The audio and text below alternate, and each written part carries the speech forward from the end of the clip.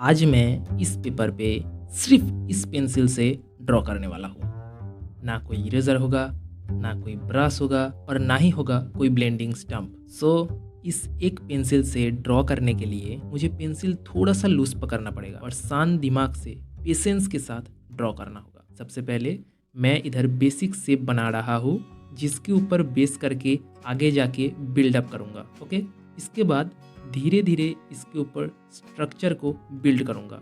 Erase नहीं कर सकते तो कीप पेशेंस। ओके, तो आउटलाइन इज ऑलमोस्ट डन।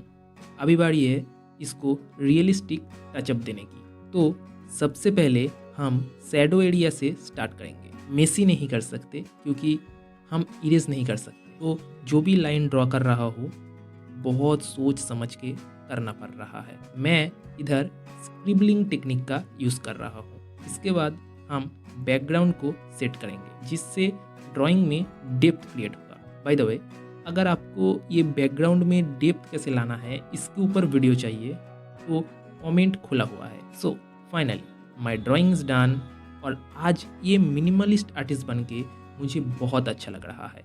और मेरा फाइनल थॉट यही है कि patience is the main thing. जल्दबाजी करोगे तो आपके पास कितना भी अच्छा आर्ट मटेरियल हो, ड्राइंग अच्छा नहीं होगा। So thank you for watching.